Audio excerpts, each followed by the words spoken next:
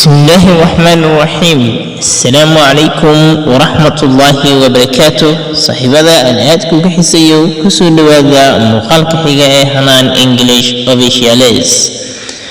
waaniga saaxiibkeen Maxamed Murali Maxamed arkay oo aad halkaan kaga barteen alabo inuu idin soo gudbiyo casharo wax ku Allah ku xiriir leh luqadda anfac badan ee Englishka.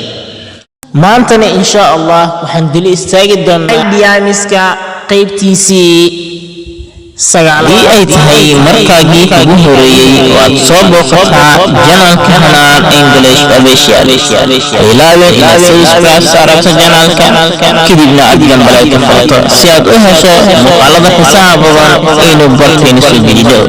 mahadsanid. Number 1. Ali threw in the towel. Ali threw wuxuu tuuray in the towel shukumaanka ayuu ku tuuray education waxbarashada. Ali waxbarashada ayuu shukumaanka dhexdiisa ku tuuray. maxaa laga wadaa waxbarashadiisa ayuu joojiyay isagoo joojiyay Ali waxbarashada.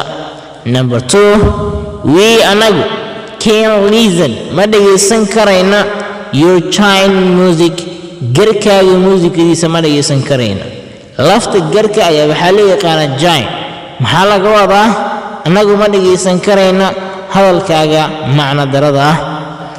Number 3. I was anigu waxaan ahaa on cloud 9 sagaalka daruur ayaan dul saarnaa. maxaa laga wadaa aad baan u faraxsanaa anigu.